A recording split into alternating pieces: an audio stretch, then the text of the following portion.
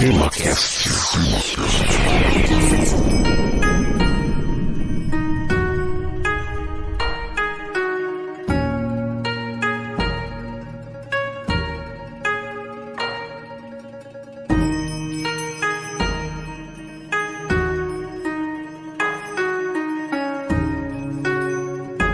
Muito bem, meus amigos, está começando mais um TemaCast. Aqui é Francisco Seixas e participarão comigo desse episódio o Igor Alcântara. Olá, ouvintes. Já de antemão, peço desculpas pela minha pronúncia das palavras aqui em japonês, mas a gente faz o melhor que a gente pode. Perfeito, e vai estar com a gente também o nosso outro componente aqui do TemaCast, que é o Jorge Virgílio. Olá, ouvintes, e hoje nós vamos aprender que na terra do sol nascente também dá samba. Olha isso, como assim samba? Bom, ok, esse aqui é o TemaCast número 53 e vamos falar sobre a presença portuguesa no Japão no século XVI. O quê? Acharam que os portugueses não iam se enfiar lá daqueles lados do mundo? Bom, então espera só. Nós vamos para o cast agora, mas não deixe de ouvir o bloco de e-mails, comentários e recadinhos na sequência do episódio. Bora lá!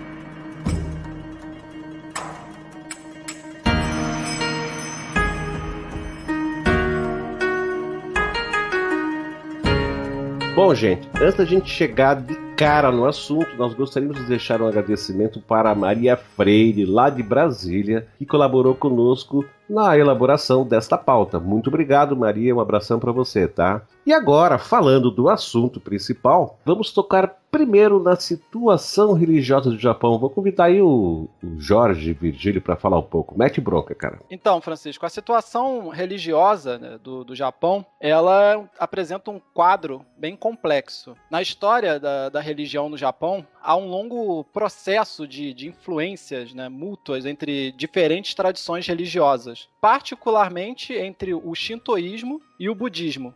O shintoísmo é a religião que mais preserva as crenças nativas do Japão. Ela enfatiza a pureza do ritual nas relações com os kami, os seres divinos que fazem parte de todo aspecto da vida e manifestam-se sob diversas formas. A gente pode até fazer um paralelo aqui no Brasil com os orixás do candomblé, uma ideia até bastante semelhante. E, com a introdução do budismo no Japão no século VI, através dos coreanos, que já tinham sido influenciados pelo budismo, as crenças budistas e shintoístas começaram a interagir. Aliás, essa influência coreana, ela foi muito forte no Japão e só aqui um comentário à parte, um dos motivos pelo qual o Japão reivindicava a Coreia como parte do seu território é o fato de que um príncipe japonês havia se casado com uma princesa coreana há alguns séculos atrás, então para você ver que esse contato entre os dois povos foi bem intenso. Até mesmo a nobreza japonesa tem uma certa ascendência coreana. Bom, o budismo, ele é uma religião originária da Índia e, ao chegar no Japão, ele acabou tendo que se adaptar um pouco às tradições japonesas, para conquistar o seu espaço. O que também é muito comum, As religiões, elas nunca se impõem totalmente, elas acabam tendo que se adaptar um pouco ao ambiente local onde elas se instalam. Mas também, não só o budismo, como o confucionismo, que é de origem chinesa, o taoísmo, também de origem chinesa, e o próprio cristianismo, desempenharam um papel importante na sociedade japonesa ao longo dos séculos. E é nesse contexto religioso, com características muito próprias, toda a cultura japonesa, ela é muito própria, ela é muito diferente, vamos dizer assim, apesar de ser um povo pequeno, se for olhar o território que eles ocupam, é um povo bastante peculiar, e que influenciou bastante coisa no mundo. Talvez, eu acho que em parte, justamente por ser um pouco essa mistura, Bom, foi nesse contexto já, bastante conflituoso de várias religiões que o cristianismo é introduzido pelos comerciantes portugueses e pelos jesuítas. E isso lá no começo do século XVI, quando o país vivia um intenso conflito interno. Esse período, do começo do século XVI e ao longo do século XVI é o período justamente da unificação das ilhas japonesas. Então já havia esse conflito, havia uma variedade muito grande de religiões e é aí que o cristianismo tenta entrar. E o próprio budismo, que era a religião, digamos assim, mais estabelecida, estava começando a se fragmentar em diversas seitas, nesse momento em que o cristianismo chega. Então, com a sua cultura própria, o Japão adotou muitos elementos elementos da cultura ocidental para se modernizar, mas manteve sempre essa identidade cultural meio peculiar dos japoneses. E foi, né, graças a isso que eles conseguiram resistir aos avanços da cristianização ou evangelização que foi promovida pelos europeus e que, né, tomou conta de boa parte do mundo, né, inclusive aqui o Brasil.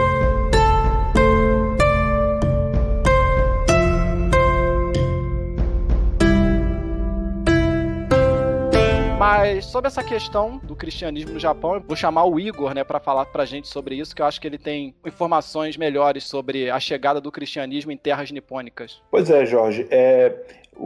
Vamos falar então aqui dos jesuítas, né, que a gente sabe, estudando a história do Brasil, que foram os jesuítas que trouxeram o catolicismo para o Brasil nos primeiros anos após as invasões portuguesas, né, enfim, o descobrimento. E falando um pouquinho dos jesuítas, né, a Companhia de Jesus, né, foi instituída, foi criada em 27 de setembro de 1540 pelo Papa Paulo III, e ela foi fundada, então, portanto, aí no século XVI, né, ela foi fundada ali pelo santo católico, né, Inácio de Loyola, junto com os missionários Francisco Xavier, Nicolau de Bobadilla, Diogo Laínez, Afonso Salmeron, Simão Rodrigues e Pedro Fabro. A Companhia de Jesus, ela surgiu ou os jesuítas, né, como ficou popularmente conhecida, ela surgiu com o objetivo missionário de espalhar a fé cristã, mas no início ela não tinha intenção de ser uma ordem religiosa dedicada especificamente ao ensino. A princípio, ainda ali no século XVI, o objetivo religioso da companhia era levar o catolicismo para as regiões recém-descobertas, né, principalmente as regiões fora da Europa, mas também dentro da Europa. Então, aos poucos,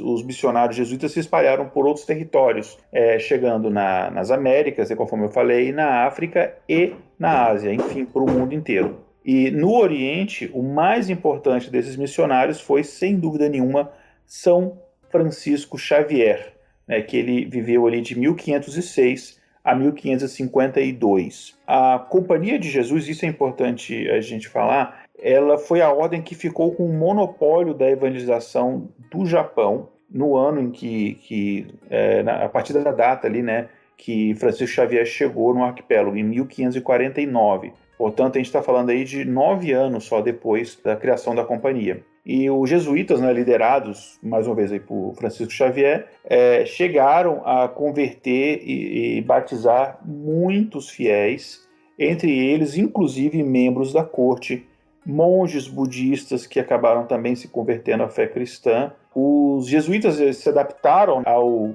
estilo de vida do povo japonês, né? Enfim, desde cedo eles começaram a se adaptar aos costumes, né? Eles, por exemplo, eles adotavam a etiqueta japonesa, eles participavam lá daquela cerimônia do chá, usavam aquelas sandálias japonesas e tabis, né, ao invés de meias. Até as casas em que eles moravam eram também construídas e mobiliadas no estilo japonês. Algumas, né, a gente pode falar das maiores fontes de divulgação da cultura ocidental foram as escolas e seminários fundados pelos jesuítas no Japão. Um grande número de japoneses acabou, como eu comentei, se convertendo ao cristianismo, né? Jovens e adultos japoneses aprenderam com jesuítas diversos assuntos, né, como, por exemplo, latim, a própria língua portuguesa, música, pintura, adquiriram também novas noções de estética e diferentes estilos artísticos, né, como, por exemplo, a pintura a óleo, conhecimentos de matemática, geografia, enfim, várias coisas da cultura ocidental, não só a religião em si, foram ensinadas também para os japoneses através dos jesuítas, né? E eles também, aí era uma função importante deles, atuavam como tradutores nos contatos entre os comerciantes portugueses e os japoneses. Inicialmente, os jesuítas, né, eles eram tratados até com uma certa benevolência pelos governantes, pelos militares e pelos membros da corte, né? Inclusive, o cristianismo foi recebido com o apoio dos governantes, primeiro pelo Oda Nobunaga e depois pelo Hideyoshi Toyotomi. Esses governantes, né, ambos, eles tinham uma antipatia muito grande pelo budismo, então daí imagina-se porque até eles tiveram uma certa simpatia por essa nova religião que estava sendo trazida pelos ocidentais. E aí houve, como eu falei, várias conversões, construção de igrejas, seminários, criação de escolas, hospitais jesuítas, enfim, uma influência muito grande mesmo no dia a dia ali do povo japonês. Essa antipatia, né, que muitos daimyos tinham em relação ao budismo vinha justamente do fato de que toda a hierarquia japonesa era baseada nas tradições japonesas que depois se passaram a se chamar o shintoísmo, né? Porque antigamente os japoneses não tinham um conceito de religião. Religião era a minha cultura, era o meu dia a dia. Não tinha religião, não fazia sentido essa ideia de religião para eles. Mas quando eles começaram a ter outras religiões vindo para o Japão, aí deram o nome de shintoísmo para aquela que seria a religião natural do Japão. E o budismo, ele ganhou antipatia por ser uma religião que foca muito no indivíduo, né? E ela não tem muito essa ideia de classe que tinha no Japão, ela não era contemplada pelo budismo. Então o budismo, de certa forma, levava a uma certa anarquia naquela ordem. E o cristianismo, apesar de ser uma religião que estava vindo de fora, ele ainda tem uma ideia muito forte de hierarquia. Então talvez por isso eles preferissem até o cristianismo ao budismo. Perfeito. E mais uma curiosidade aqui, né? Os jesuítas escreveram o primeiro dicionário de japonês e português, né? Além de publicações históricas sobre o Japão e sobre também o idioma japonês. E aí no dia 28 de janeiro de 1585, os jesuítas obtiveram de Filipe II, lembra dele? Rei da Espanha, que a gente comentou em alguns episódios, mas principalmente lá das invasões holandesas. Enfim, em 1585, os jesuítas obtiveram do Filipe II e do Papa Gregório XIII a confirmação da sua exclusividade na evangelização do Japão através do Ex Pastoralis Officio Nostro, que era, enfim, uma bula papal que dava essa exclusividade para os jesuítas. E só um breve comentário sobre o Filipe II, lembrando que portugueses e espanhóis, eles tinham uma presença forte nessa época na Ásia. Até a gente sabe, como a gente comentou no episódio das invasões holandesas, né, que, por exemplo, as Filipinas têm esse nome por causa do Filipe II. Mas voltando aqui para a nossa pauta, né, até 1592 o povo japonês era evangelizado somente pelos jesuítas, né? Mas ali por volta de 1593 chegaram franciscanos, dominicanos, já em 1601, os augustinianos chegaram em 1602, enfim, a partir de 1593 outras ordens chegaram ao Japão e aí isso começou a gerar alguns conflitos, né, entre essas ordens, principalmente entre essas ordens e os jesuítas, que até então eram responsáveis pela ação missionária, eram os únicos responsáveis por isso, né? Concorrência nem sempre é bem-vinda, né?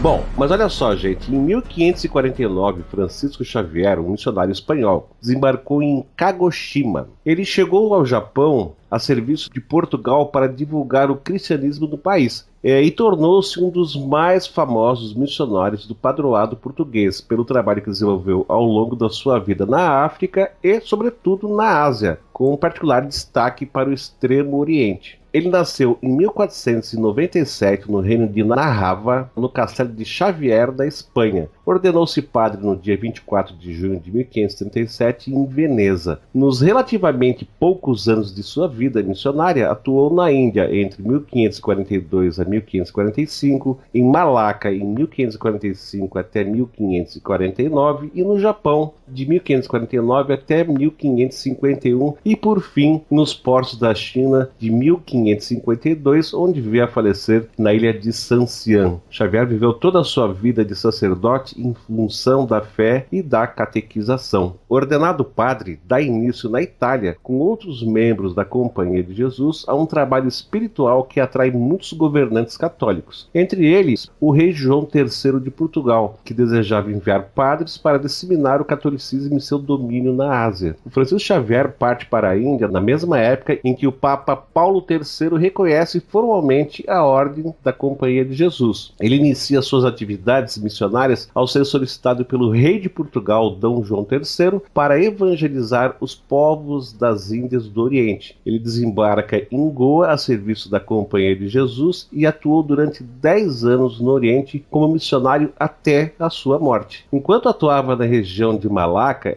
que foi o período de 1545 a 1559, ele recebeu de Anjiro, um tal de Ansei Yajiro, notícias sobre o Japão. Esse Anjiro era samurai e ex-monge budista que havia fugido em barco português da acusação de ter assassinado um homem. Anjiro converteu-se ao catolicismo e recebeu no batismo o nome de Paulo de Santa Fé. Com Xavier, escreveu o primeiro catecismo em japonês. Anjiro atuou como propagador da fé cristã, servindo de intérprete e guia nas viagens feitas pelo Japão. Em 1547, Xavier iniciou a montagem da missão de levar a fé cristã ao Japão e chamou Anjiro para acompanhá-lo. Xavier pediu ao padre Cosme de Torres, que também teve grande importância no processo da disseminação do cristianismo em solo japonês, e ao irmão João Fernandes para acompanhá-los nessa viagem ao Japão. O Japão introduz Francisco num outro mundo e numa outra cultura, conforme já foi dito anteriormente. Ele percebe que está diante de um país encantador e de uma cultura muito própria. Francisco procurou assimilar seus hábitos pessoais aos costumes e hábitos do povo local, como também já foi dito. Em pouco tempo, meio século após sua chegada ao Japão, o cristianismo já tinha se difundido no país. As conversões não se restringiam apenas ao povo, mas também a vários senhores feudais e mesmo nobres da corte imperial. Até o próprio Hideyoshi nutria certa simpatia pelo catolicismo. Contudo, percebendo que a rápida expansão do cristianismo estava em conflito com alguns de seus objetivos ameaçados, baixou um primeiro decreto em 1587 restringindo a prática do cristianismo no país. A partir desse momento, começaria um período de perseguição de cristãos, mas essa situação não impediu a atuação dos missionários e propagação do cristianismo no país do sol nascente.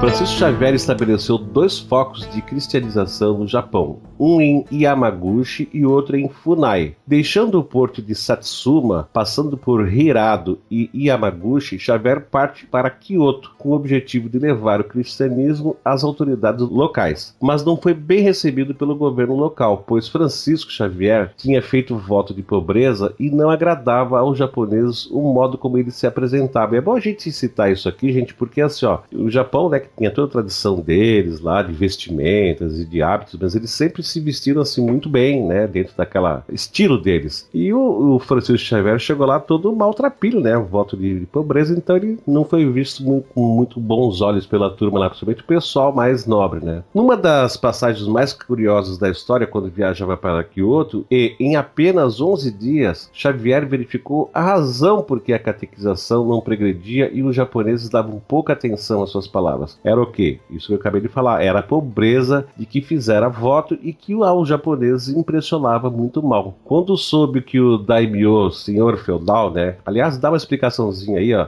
O termo dai, dessa palavra, significa literalmente grande. E myo vem de myoden, que significa terra particular. Portanto, é o senhor feudal, né? O senhor de uma terra particular. Então, voltando lá, quando soube que o daimyo de Yamaguchi, que é o local, era o mais poderoso do país, dirigiu-se para lá vestindo ricas vestes sacerdotais. O daimyo ficou impressionado e recebeu de Xavier cartas do vice-rei da Índia e do bispo João de Albuquerque pedindo autorização para o jesuíta pregar o cristianismo ali, né? Bom, essa autorização do daimyo, datada de 1552, diz o seguinte: esse documento prova que dei licença aos padres vindos do Ocidente para encontrarem ou construírem um mosteiro a fim de espalharem a lei de Buda. Quer dizer, ele não entendeu muito bem, mas deu autorização. Dessa forma, ele conseguiu a tal autorização para poder fazer o trabalho dele de catequização. Naquele momento, ao aderirem à nova religião, pessoas eram batizadas e, claro, né, ganhavam um novo nome. De Yamaguchi, Francisco Xavier partiu para Bungo, convidado pelo daimyo Otomo Yoshishige, de quem obteve autorização para a pregação do cristianismo. Xavier pregava com êxito e batizava muitos adeptos à nova religião.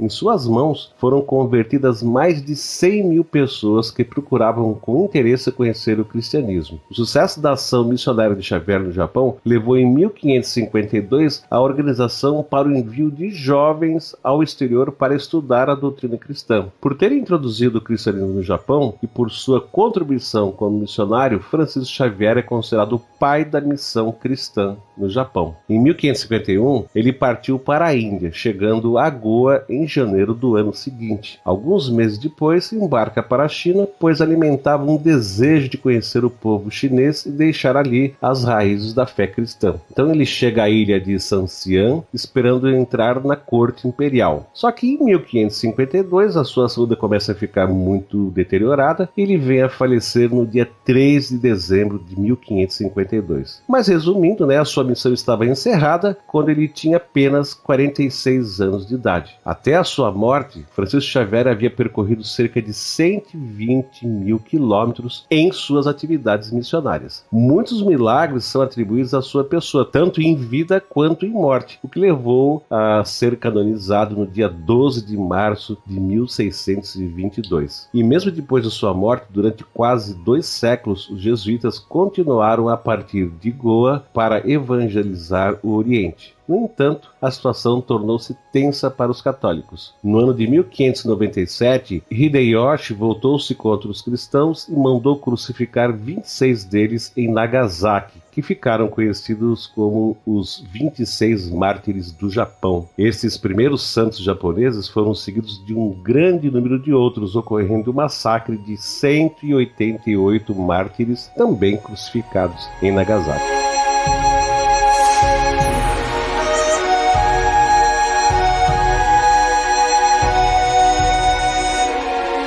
Então, Francisco, continuando o que eu tinha comentado anteriormente, um dos motivos pelo qual esses líderes japoneses se interessaram pelo cristianismo no primeiro momento era a possibilidade de manter uma certa hierarquia entre os japoneses e até mesmo utilizar o cristianismo como vetor de unificação das ilhas, que não eram unificadas nesse momento ainda. Mas, com o tempo, acho que eles acabaram até percebendo que, na verdade, eles é que acabariam se tornando vassalos dessa organização enorme que era a Igreja Católica, que já era enorme nessa época e continua sendo enorme. Então, em 28 de janeiro de 1614, o Shogun Ieyasu Tokugawa, ele baixa um decreto de banimento do catolicismo no Japão. O shogunato, ele acabou que, enfim, se estabeleceu ali no comecinho do século XVII e unificou o Japão. Ele não via com bons olhos esse avanço do catolicismo, pois justamente acreditava que as atividades missionárias dos jesuítas disseminavam uma conquista política. Eles já tinham conquistado o Japão e eles falaram, agora a gente corre o risco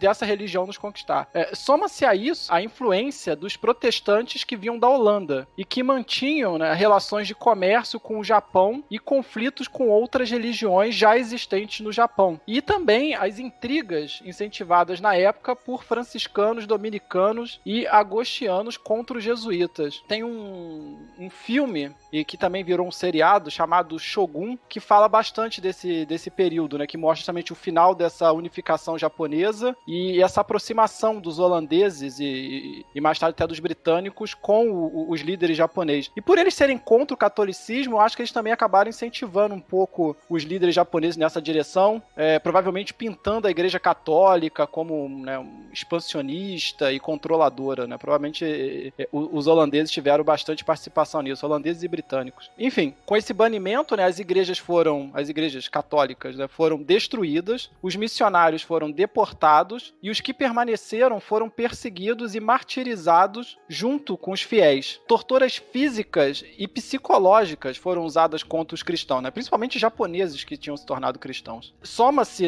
a essa decisão do Shogun Ieyasu Tokugawa o fato de que ele tinha uma forte proximidade com as lideranças budistas do Japão. Então, o budismo ele acabou se tornando ali nesse período quase quase que uma religião oficial. Não era oficial, não tinha esse nome, tá? Mas só para explicar pro ouvinte, o budismo acabou se tornando uma espécie de religião oficial dos samurais. Então, através do budismo, o Tokugawa ele tinha conseguido unificar os samurais e assim formar uma espécie de exército unificado do Japão. E, obviamente, que os monges budistas, em contrapartida, né, a esse apoio, a essa... O shogunato, né, nada mais é que uma ditadura militar. E a contrapartida para os templos budistas, no apoio dessa ditadura militar, era colocar a religião rival para fora. Então, também, um dos motivos que a gente pode imaginar que levou o Tokugawa a banir de vez o cristianismo foi os próprios sacerdotes budistas que decidiram apoiar o shogunato politicamente desde que o cristianismo fosse expulso. Tanto é que o shogunato Tokugawa, após a expulsão dos cristãos, decide que todo mundo tem que se filiar a um templo budista, justamente para ajudar nesse controle da população e acabar de vez de erradicar o cristianismo, que nesse momento já estava muito difundido no solo japonês.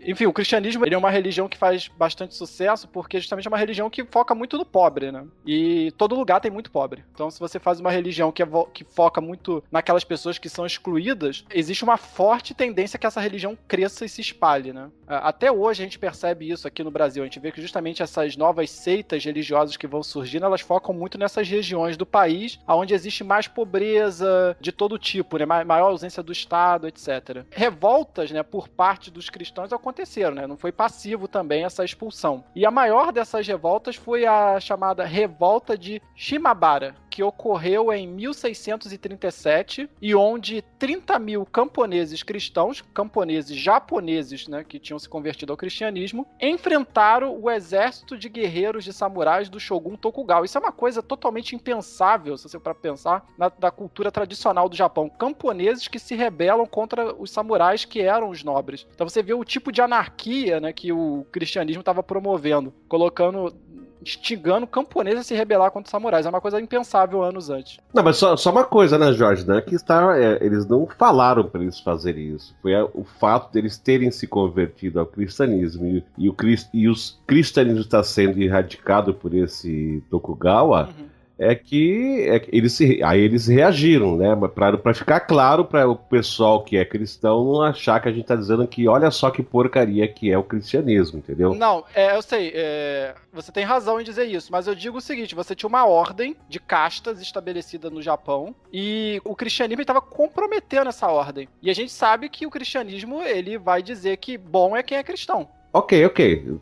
Não, foi só uma ressalva que eu fiz aí pra... Sim, mas eu digo que se você é um líder japonês, que nem cristão e você vê todos os seus camponeses se convertendo ao cristianismo, você pensa, bom, das duas uma, né? Ou eu vou ter que me converter ao cristianismo pra conseguir controlar esse pessoal, ou esse pessoal vai vir aqui qualquer dia desse e vai me tirar do meu castelo. Beleza, mas vamos adiante. Tá, bom, a revolta de Shimabara, ela não foi, né, exatamente uma revolta cristã, como Francisco citou, né? Ela não foi uma revolta promovida pela igreja cristã, né? Isso que o Francisco falou e só confirmando isso. Mas contou com essa adesão dos cristãos, né?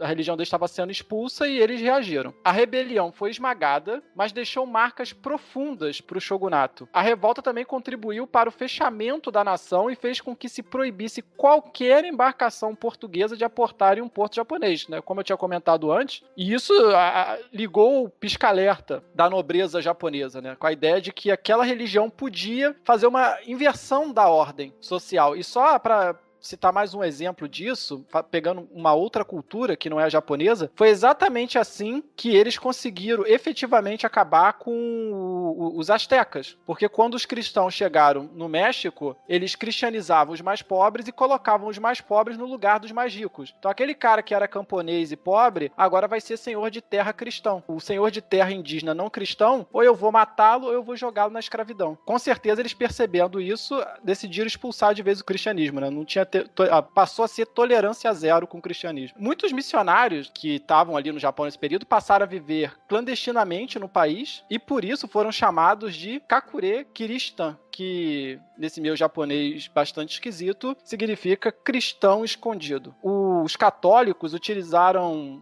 várias técnicas, né, para se camuflar entre a população, a fim de não levantar suspeitas, né? E aqui é só mais um comentário, né, que é uma coisa que tem a ver com a minha infância, eu não sei, talvez algum ouvinte tenha acompanhado isso também. Antigamente passava na TV Manchete uma desses live action japoneses e que chamava Jiraiya, e tinha um ninja católico, né? Eu me lembro que eu achava bem bizarro esse ninja católico, e ele dizia justamente se defender a honra desses católicos que tinham sido assassinados no Japão e tal. Ele era quase um templário japonês. Durante muito tempo eu não entendi o que aquilo significava, né? O fato é que, estabelecido o shogunato, acabou de vez a parceria entre Portugal e Japão.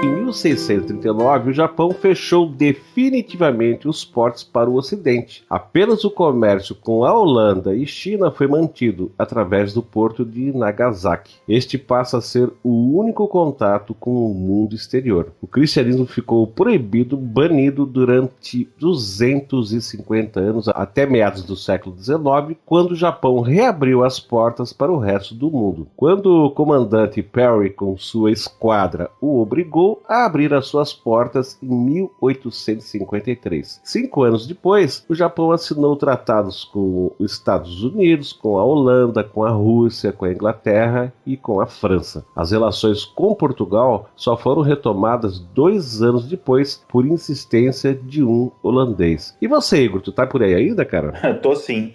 Olha, tem uma história sobre esse banimento do catolicismo no Japão que é uma anedota, enfim, que eu não acredito que seja verdade, mas os ouvintes já devem talvez ter escutado essa história de que isso tudo começou, na verdade, de uma conversa que o Hideyoshi e outras pessoas ali da nobreza japonesa tiveram com alguns comerciantes portugueses, e aí eles contando, né, os portugueses contando o tamanho do Império Português, que era um país ali pequenininho, até menor do que o Japão, e enfim, tinha terras em todos os continentes. E aí os nobres japoneses, nossa, mas como é que vocês conseguem, né, com um país tão pequeno, dominar tantas terras? Aí eles falam, não, é fácil, a gente chega num local, aí a gente primeiro estabelece comércio, aí a gente ensina para eles a nossa cultura, a nossa religião, o nosso idioma, e aí depois, quando tá todo mundo inserido naquela cultura, é mais fácil a gente chegar e só tomar posse. Aí eles perceberam, mas vocês estão fazendo exatamente isso aqui, né? Eu acredito que não foi necessário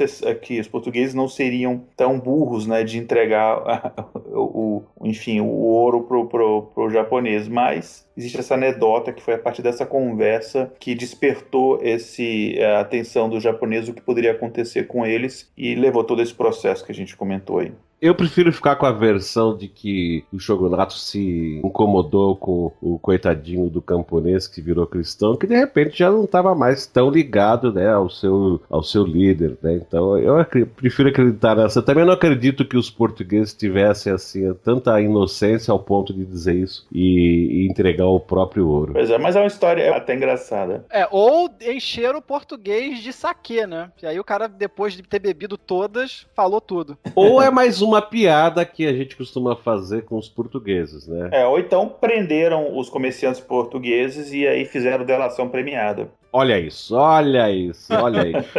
Também é uma hipótese bastante provável. Bom, vamos fazer o seguinte, vamos botar, já que o Jorge gosta de falar, vamos pedir para ele falar a respeito da presença e do impacto dos portugueses no Japão. Vai lá, Jorge.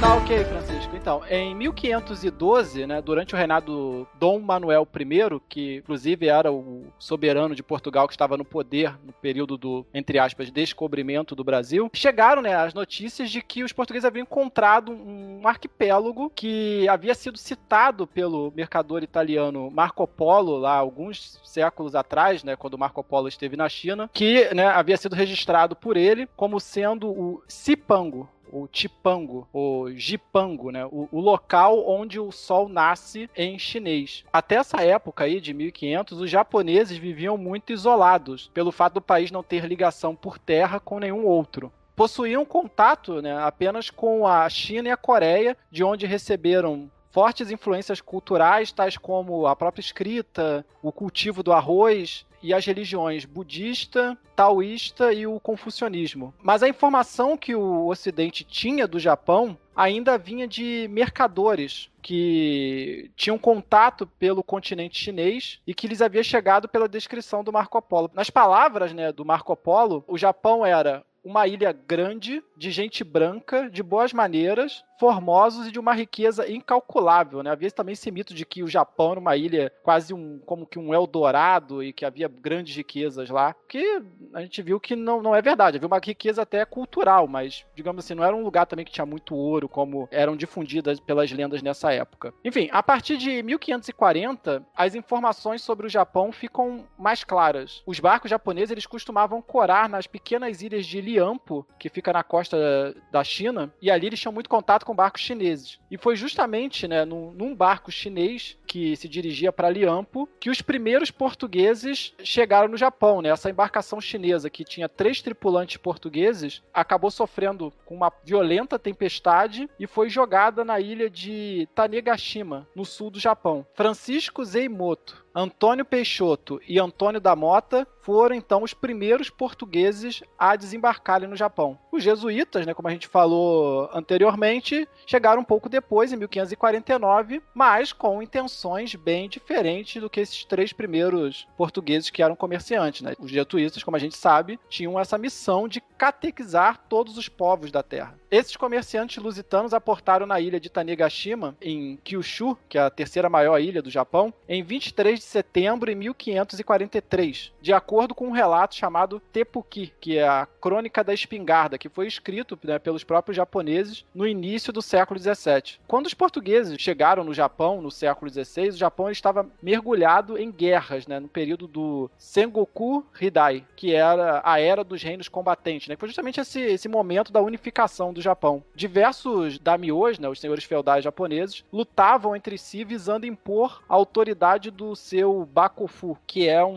a tradução literal seria governo de tenda, né, mas é justamente esse domínio militar, né? Você tinha essas lideranças militares no Japão e agora as lideranças militares no Japão estavam lutando para estabelecer uma liderança militar no Japão, unificada. A arquitetura, né, político-social do Japão contava com diversos segmentos que iam desde os mais poderosos daimyos, que eram esses grandes proprietários de terra, e passavam pelas castas de samurais, os kokujins, também comerciantes japoneses, monges budistas, camponeses, entre outras, né? Só fazendo um comentário sobre o kokujin, os samurais também eram conhecidos dessa forma porque eles recebiam uma espécie de soldo em arroz, né? Koku era a medida de arroz, e um samurai, ele era mais rico ou mais pobre de acordo com a quantidade de kokus que eles recebiam. Então, se um samurai que recebia 100 kokus tinha mais poder aquisitivo do que o samurai que recebia 50 kokus. E esse dinheiro era, na verdade, quantidade de arroz. Os samurais, eles não trabalhavam no campo, né? Eles trabalhavam ou na burocracia estatal do daimyo, ou simplesmente serviam de guarda e segurança. Bom, a sociedade, né, ela tinha essa divisão rígida de classes, como a gente comentou anteriormente, e essa ideia de igualdade entre os homens trazida pelo cristianismo, ela impactou a sociedade japonesa, né? A gente sabe que não é bem assim, né, que então, nos países europeus também tinha hierarquia, mas ao menos no discurso existe um pouco essa ideia de que todos somos filhos de Deus. E isso ia um pouco contra o que os japoneses acreditavam até então. Uma coisa também que é interessante comentar, né, é que nesse período da história do Japão, o imperador japonês, ele era uma figura basicamente decorativa, né, uma figura representativa que tinha um plano secundário na liderança japonesa, que era de fato exercida pelos daimyos, né? O imperador é muito mais uma figura religiosa. Você pode até imaginar o Papa hoje, né? Existe um Papa para a Igreja Católica, mas os países católicos não são comandados pelo Papa, como já foram no passado, né? Hoje o Papa é mais decorativo e nesse momento o imperador japonês é uma figura representativa. Nesse período aí do Sengoku Hidai, emergiram 3 daimyos principais que disputavam a unificação do Japão e que hoje justamente são considerados os unificadores do Japão. O Oda Nobunaga, Toyotomi Hideyoshi e o Tokugawa Ieyasu. Foram necessários, né, quase 30 anos de guerra para unificar o país. Da Batalha de Nagoshino, em 1575, em que os exércitos de Oda, munidos de mosquetes, derrotaram os guerreiros a cavalo de Takeda, e a gente já vê uma influência dos europeus, né, porque eles já tinham exércitos que usavam armas de fogo, até a fundação da última dinastia shogunal, que foi os Tokugawa, né, em 1603. E aí, com a chegada dos Tokugawa ao poder, o shogunato Tokugawa vai durar até até lá o começo do século XIX, quando vai haver a restauração Meiji, que é quando o imperador de fato toma o poder no Japão. Então, pelos próximos aí 200 anos, a gente vai ter a família Tokugawa no poder no Japão, mantendo esse poderio militar unificado. A Batalha de Nagoshino, ela é de grande relevância na história das relações luso-japonesas, pois essa foi a primeira batalha em que o uso, né, de armas de fogo foi decisivo. As espingardas tinham sido introduzidas pelos portugueses apenas 30 anos antes e, num lapso de tempo bem curto, deram um novo rumo à guerra, bem como a história do Japão. Na verdade, né, essa introdução justamente ela introduz um desequilíbrio entre as forças japonesas, né? Porque exércitos muito pequenos passaram a ser muito poderosos. Devido à arma de fogo, né? Exatamente. Então você tinha, de repente, aquele cara que tinha menos soldados, mas agora estava com arma de fogo, tinha a condição de enfrentar exércitos muito mais poderosos. Mesmo unindo 2, 3 daimyos, você não conseguia deter o avanço do cara. Com isso, você efetivamente conseguiu unificar o Japão. Nesse momento, né, o Oda, o Totoyomi e o Tokugawa constituíram, né, esse impulso de unificação do país, mas, fora esses 3 que estavam disputando o poder entre eles, você tinha todo um grupo de daimyos menores, né, que governavam fragmentos do Japão, né, que também resistiam contra essa unificação promovida pelos 3. No Japão, assim como na Índia portuguesa, os destinos dos comerciantes portugueses e missionários cristãos acabaram se interligando. No Japão, em especial, depois da China cortar relações devido às depredações piratas, né, em solo chinês, as naus portuguesas surgem como transportadoras perfeitas da seda continental para Kyushu. E os daimyos que acolhiam estes navios estabeleceram compromissos, né, com os jesuítas. Estes tentaram manipular as decisões relativas ao atracamento de navios em favor da evangelização. Os missionários não recorreram apenas a argumentos religiosos para conseguirem o favor dos daimyos. Eles importaram também para o Japão, quase na sua totalidade, o conjunto de conhecimentos europeus. Além da religião e da tipografia, os portugueses traziam consigo a gastronomia portuguesa e os conhecimentos de medicina, de ciências náuticas e de astronomia. E aí surge como curiosidade, né, o Luiz de Almeida, que é um médico português, ele foi o responsável pela introdução da medicina ocidental no Japão, quando ele fundou ali o primeiro hospital com medicina ocidental na cidade de Funai, né, realizando ali a primeira operação cirúrgica do Japão. O Luiz de Almeida ele ainda foi responsável também pela criação de um orfanato. E aqui só complementando essas informações, uma coisa que caracterizou o Japão em todas as tentativas de se colonizar o Japão, tanto pelos chineses quanto pelos coreanos e depois pelos europeus, é que os japoneses eles sempre foram muito espertos e no momento em que eles travam contato com uma civilização exterior e que eles percebem que essa civilização tem alguma coisa melhor que a deles, eles tentam aprender aquilo o mais rápido possível e dominar aquela arte. Então foram vários os casos dos japoneses até sequestrarem europeus para que eles ensinassem os seus ofícios para artesãos japoneses. Isso fez com que o Japão, em pouco tempo depois dessas invasões europeias, se tornasse uma potência naval, porque isso está registrado nesse romance, né, o Shogun, do James Clavell. Ele justamente relata isso, um britânico que chegou numa nau holandesa no Japão e que fica como prisioneiro no Japão por mais de 20 anos, tendo que ensinar aos japoneses como construir navios iguais ao dos portugueses, britânicos, etc.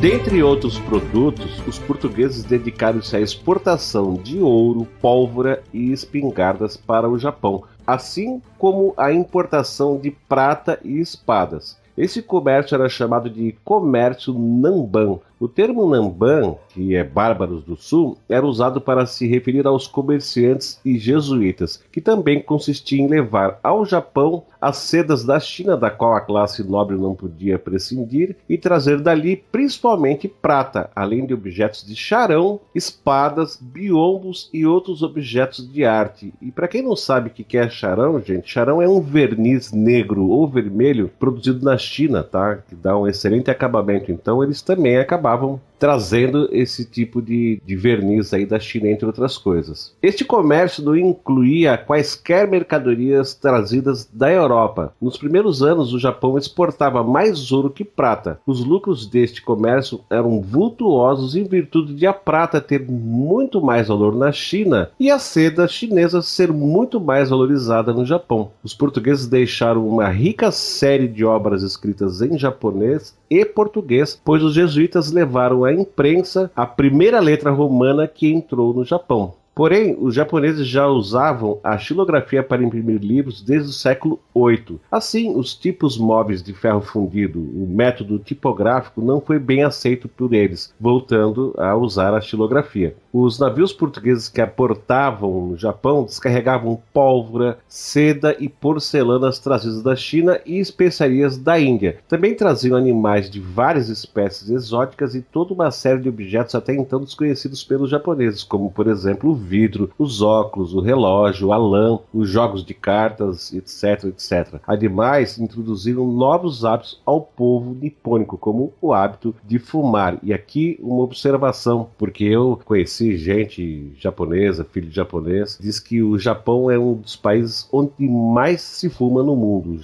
O japonês fuma desesperadamente. Mas, indo adiante. Em diversas localidades, principalmente em Kyoto, tornou-se moda usar peças do vestiário português, que eram o gibão, a calça do tipo balão, mantos largos, tecido de veludo, chapéu de feltro de copa alta. As senhoras da aristocracia e os atores do teatro kabuki enfeitavam-se com terços e cruzes no pescoço, que eram símbolos da fé católica, né? E da cultura portuguesa. Na culinária, os portugueses introduziram a batata doce, chamada de Satsuma Imo, porque foi cultivada inicialmente em Satsuma. A abóbora recebeu o nome de kabocha, que a gente costuma chamar de kabocha, porque foi trazida do Camboja. Camboja, kabocha, tem alguma semelhança, né? Alguns preparados com farinha de trigo, como pão, bolo, biscoitos e temperos, entre outras coisas, também foram introduzidas pelos portugueses no Japão. Os japoneses eles não matavam animais para comer além do javali,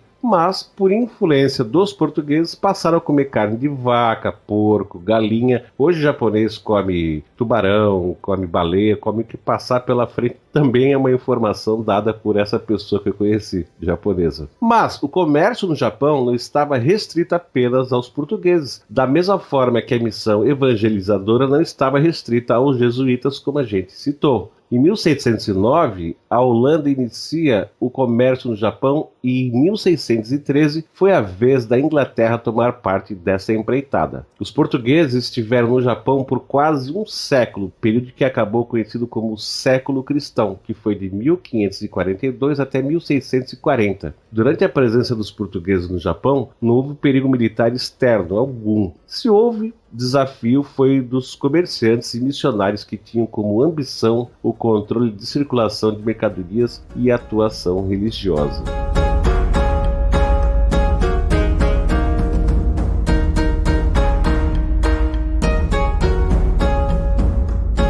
Pois é, e o impacto português ele foi além da transmissão da religião, da arte, da cultura europeia, né? O processo de unificação do país ele não teria sido possível sem a utilização de um meio trazido pelos portugueses, que eram as armas de fogo, né?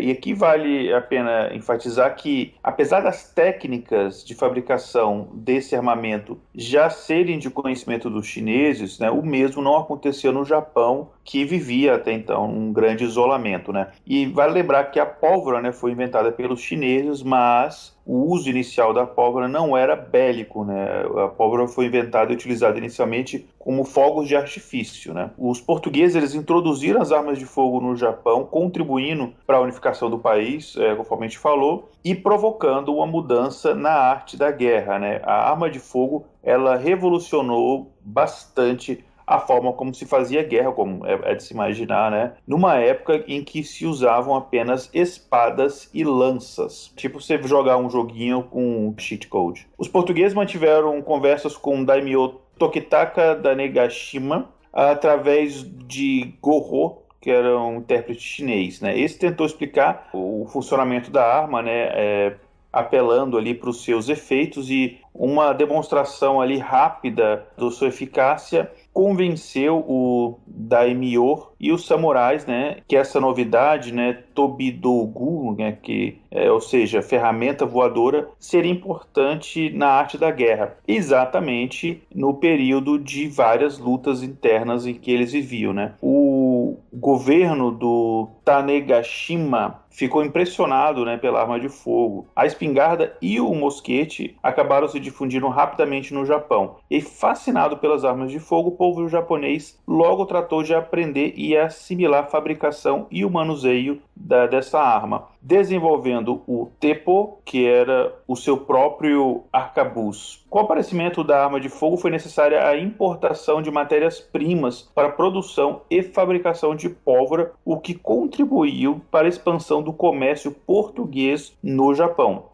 A gente vê que os japoneses eles não se interessavam apenas em adquirir as coisas, mas em dominar o ciclo completo de fabricação daquelas coisas. Isso foi o diferencial do Japão. Por que o Japão, uma ilha, né, na verdade um conjunto de ilhas, conseguiu ter tanta influência no mundo enquanto reinos muito maiores foram dominados? Coisa essa que aconteceu inclusive depois do ressurgimento do Japão após a Segunda Guerra Mundial também, né? Exatamente. Só que quem soube usar a arma de fogo em grande escala e de forma revolucionária foi o general Oda Nobunaga na campanha de unificação nacional. Ele utilizou as espingardas de forma eficiente e permitiu a ele, né, após a vitória na Batalha de Nagashino em 1575, consolidar o seu poder no centro do Império. A estratégia dele consistia num sistema de rotatividade. Então, enquanto uns espingardeiros faziam fogo, outros carregavam as suas armas. Essa tática na Europa só viria a generalizar-se em 1630.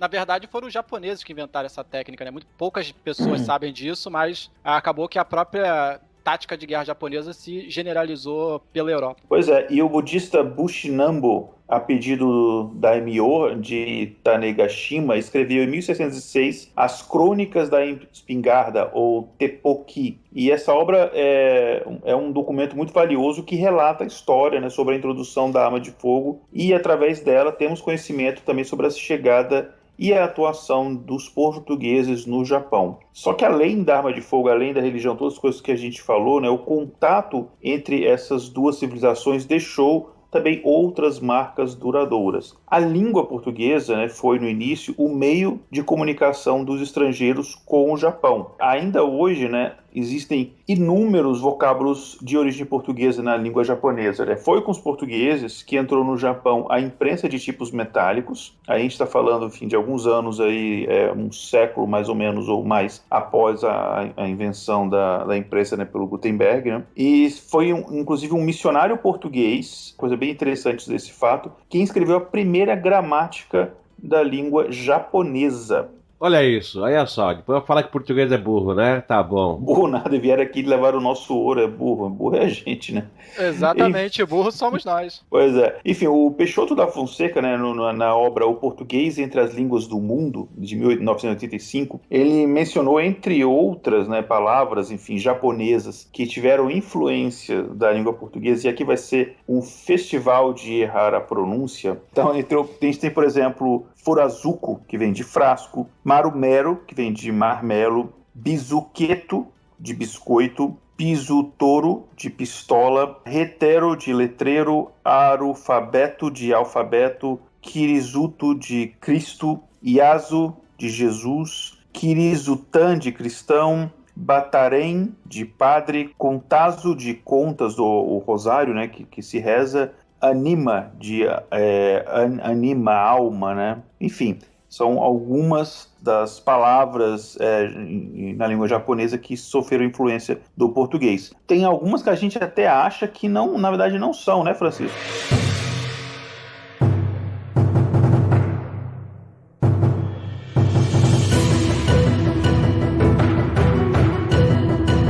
É verdade, eu vou pedir pro Jorge explicar daqui a pouco a respeito disso, mas o interessante é que certas palavras em português, eles acabam sofrendo uma pequena modificação na pronúncia do japonês. E quando eu digo sofrendo uma pequena modificação na pronúncia, é se você chegasse para um japonês e dissesse o teu nome e falasse o teu nome para ele repetir, ele acabaria pronunciando de uma maneira diferente, como por exemplo, o meu nome é pronunciado como Francisco. E certamente o Jorge vai virar Jurorge. E talvez você, Igor, vire Igoru. Mas é uma maneira que eles têm de pronunciar, porque eles não se dão bem assim com esses encontros de consoantes tipo F-R-A. Então eles botam U, fica Furancisco, né? Furacisco. Mas existe uma lenda que a gente precisa desfazer. E eu vou pedir pro Jorge contar pra gente que lenda que é essa aí, que tem muita gente que acredita. Pois é, né, Francisco? Só comentando essa questão do nome mudar, não é só no Japão não, né? Porque enquanto eu morava na França, eu recebi vários nomes. Jorge, Jorg, falavam tudo, menos o meu nome, apesar de Jorge em francês ser Jorge mesmo. Bom, pois é, mas se a gente for falar disso, o Igor vai ficar mais 2 horas falando, né, Eagor? Exatamente. O meu nome, os franceses me chamam de Igor. Ó, que chique. Olha aí, Igor. Vamos mudar agora, vamos apresentá-los como Igor Alcantara. Isso. Ok, bom. Então, como vocês comentaram, né, tem uma lenda aqui que a gente precisa desfazer, que é uma lenda que a gente sempre ouve, acho que todo mundo ouviu isso em algum momento, né? Que aquela forma clássica, né, de agradecimento japonesa, o arigato, teria vindo do obrigado em português. Na realidade, arigato é a conjugação do verbo arigatai, que significa ter dificuldades. Em conjunto com gozaimasu, constitui a forma de agradecimento em japonês domo arigato gozaimasu. Aqui a pronúncia é bem aproximada, né? Porque realmente meu japonês é tão bom quanto o do Igor. Que é, né, muitas vezes abreviado para esse simples arigato. Esse vocábulo já era usado no Japão muito antes de eles terem tido qualquer contato com os portugueses. E pode ser encontrado em textos antigos da literatura japonesa, né? Então desmistificando aí essa ideia de que arigato é um vocábulo emprestado do português. Pois é, mas o pessoal confunde isso porque tem uma certa semelhança. Tipo, obrigado, birigato, arigato. Sabe, o pessoal faz essa transformação, né? Essa coisa vai transformando e realmente dá pra confundir, mas não tem nada, não existe nenhuma ligação do arigato japonês com o obrigado do português. Bom, gente, a gente gostaria de anunciar que no post desse episódio estão várias referências literárias, caso alguém queira se aprofundar mais no assunto. Isso aqui é o que a gente tinha que falar a respeito da presença dos portugueses no Japão no século XVI. E agora nós vamos para o bloco de jabá. Eu vou fazer um sorteio mental. Vou chamar o Jorge. Faça o teu jabá, Jorge. Bom, eu queria primeiramente, né, agradecer aos ouvintes por escutarem mais esse tema cast, né? Espero que vocês tenham curtido. Falar também que esse tema cast não é exaustivo sobre o tema, né, como todos os outros que nós fizemos de história, e que eventualmente a gente pretende fazer mais tema cast sobre história japonesa, porque particularmente é um país que eu gosto bastante e acredito que o Francisco e o Igor também gostem bastante de história do Japão. Bom, eu não tenho nada para indicar sobre mim, a não ser que vocês continuem ouvindo o tema cast, mas eu queria recomendar a série Shogun, que é uma série já antiguinha, né, com o Richard Chamberlain, mas que é muito interessante por mostrar um pouco como era esses primeiros contatos aí dos europeus com os japoneses. É uma série de 4 episódios apenas e vocês encontram por aí na internet. Perfeitamente. Agora eu vou chamar o Igor para fazer o seu jabá, só que dessa vez vai ter que ser em japonês. Vamos lá, Igor. Eita. Tá, eu tô falando em japonês aqui, só que aí a gente tem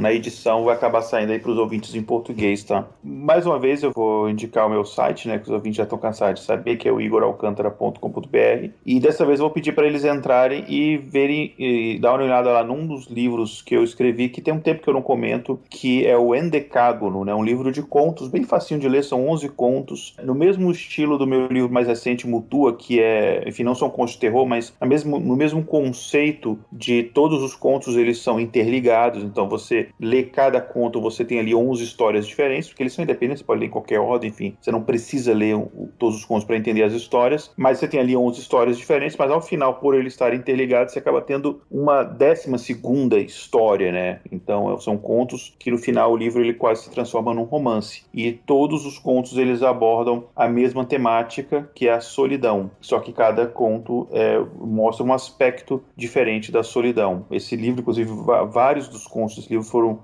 premiados em diversos concursos. Então eu peço ao ouvinte para dar uma olhada lá no meu site, que é, ou seja, estão cansados de saber, o igoralcantara.com.br. Exatamente. Nós vamos agora para o nosso bloco de leituras, e-mails e comentários e recadinhos. Então eu quero deixar aqui um forte abraço para os meus companheiros aqui do TemaCast, Igor e Jorge, e também um grande abraço para os nossos ouvintes que nos aturam aí a cada 15 dias. E eu vou deixar um bye-bye também. Tchau, gente. Tchau, tchau. Tchau, ouvintes. Abraço.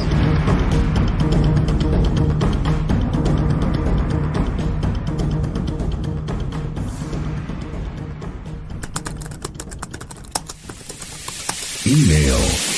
Comentários.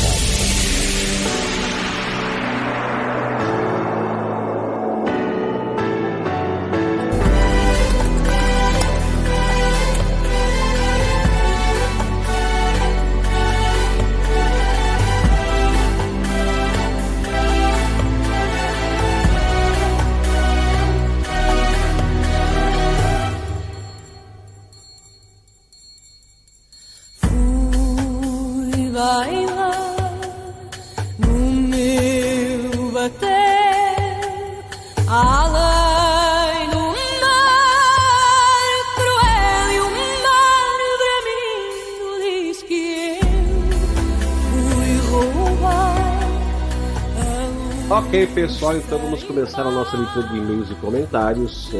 Sejam muito bem-vindos aqueles que ficaram conosco. E assim, vamos começar pelo seguinte. O Igor, tu tem um recadinho para dar pra gente, é isso? Pois é, você sabe que esse episódio tá saindo, né, no dia 1º de novembro, né, no dia de Todos os Santos, e um dia depois do Halloween, e aí eu tenho uma promoção, que eu nunca fiz uma promoção igual, e acho que os ouvintes vão gostar, que é o seguinte, começando, inclusive, antes da saída desse episódio, né, do Halloween até o dia de finados, que são 3 dias que estão relacionados à morte, a gente pode até fazer um episódio no futuro sobre isso, né, que é Halloween, dia de Todos os Santos e dia de finados, e tem um motivo, porque eles são um na sequência do outro, então nesses 3 dias, do dia 31 de outubro ao dia 2 de novembro, se você tem o Kindle, né, aquele dispositivo lá de leitura da Amazon, não precisa nem ser o dispositivo, pode ser o aplicativo no seu celular ou tablet. Se você não tem, instala. Se você tem, você pode ir lá e buscar o meu livro mais recente, Multua, que ele vai estar nesses 3 dias, sabe por quanto, Francisco? Por quanto, Igor? 0, de graça. Então eu tô liberando o meu livro de graça, só nesses 3 dias, para quem quiser conhecer minha obra. Olha só, não é nem promoção, né? É um presente, mas tem que ser através do Kindle, beleza? Que bacana, que presentão, hein, cara? Que puta presentão. Olha só, isso é que acontece para quem escuta a leitura de e-mails e comentários, né? Por isso a gente fez questão de fazer esse anúncio aqui e não no episódio. Exatamente. Aqueles que não escutam leitura de e-mails e comentários... Perdeu totalmente. Perdeu, Playboy. Perdeu. Isso. E, inclusive, é para premiar mesmo nossos ouvintes que escutam os comentários. Eu não vou divulgar nas redes sociais, nem em página, em lugar nenhum. Se você não ouviu aqui, você não vai ficar sabendo. Perfeito, cara. É isso mesmo. Vamos valorizar para quem também nos dá valor, né? Para quem escuta tudo que a gente publica e, inclusive, a nossa leitura de e-mails e comentários. Mas, gente, vamos partir então para os comentários? Vamos lá, Igor? Bom, o primeiro comentário aqui foi no episódio Campanhas Eleitorais do Renver. Excelente episódio. Considero o podcast de vocês um dos melhores da podosfera, junto ao Café Brasil e Xadrez Verbal. É muito denso. A trilogia da Guerra do Paraguai foi densa como uma bela e saborosa feijoada. Sugiro que faça um episódio sobre a era do Collor, nosso ex-presidente, e John F. Kennedy. Olha, Renver, muito obrigado. Eu só acho injusto você falar de feijoada, eu aqui nos Estados Unidos não podendo comer, deu até vontade. Perfeito. Mas a era Collor e toda essa era da redemocratização vai dar um episódio excelente que a gente quer fazer em breve, sim. Inclusive, a respeito do Kennedy também, é um episódio muito legal. É uma bela sugestão, viu, Renver? Fica aqui anotado, né? Isso. Toda a família Kennedy dá um episódio, né, sobre eles. Assim, dá um episódio. Inclusive, nessa época daria um bom episódio, né? Que já que do dia 31 até o dia 2 falamos de morte, né? Comemoramos a morte de alguma maneira. Então, Ia ser bem interessante, mas infelizmente não vai ser dessa vez. E bom, pessoal, também escreveu lá nos comentários do episódio E-mails Acumulados, né, que foi o nosso episódio especial, o Paulo Fernando. Ele disse: sobre o leitor que pediu, aos 41 minutos, episódios personalizados mais curtos de 28 minutos, tem uma sugestão. O TemaCast poderia inovar criando versões sintetizadas dos episódios. Com isso, lógico, os leitores mais interessados vão continuar com o episódio full time e corre o risco do TemaCast dobrar os downloads atingindo públicos diferentes. Sem contar com a inovação, não é mesmo? Vou comentar aqui, depois acho que o Francisco vai falar alguma coisa, mas... Sim. Paulo, é uma coisa que a gente sempre fala, né? Eu não vejo muito sentido nisso por dois motivos. Seria muito difícil fazer um episódio de 28 minutos, porque a edição seria extremamente complicada, você conseguir manter a lógica do episódio, reduzindo o tamanho dele, sendo que a gente fez uma pauta pensando nos 40, 50 minutos que seja. E dois, porque, como eu sempre digo, você tem a opção de pausar o episódio. Se o seu deslocamento é de 28 minutos, você ouve uma parte indo pro trabalho e ouve uma parte voltando. E se ainda assim você não conseguir terminar o episódio, você faz isso no dia seguinte, uma hora você termina. Exatamente. E ainda tem mais um agravante, viu, Paulo? É que assim, ó, vamos supor que a gente fizesse 3 versões do mesmo episódio, tá? O full, né? Depois um médio e um curtinho. A gente teria que disponibilizar esses 3. Significa subir para o nosso hospedeiro lá 3 versões. E aí, meu querido, aí tu começa a comer teu espaço em disco lá no servidor e em 2 toquezinhos o cara ia estar falando assim, ó, acabou o espaço, cara. Isso sem contar o tempo de edição, né? Como disse o Jorge, para você sintetizar um episódio que tem 1h30 em 28, 30 minutos, não tem outro jeito. Tu vai ter que jogar coisa fora. E como a gente sempre aborda os assuntos de uma maneira que tenha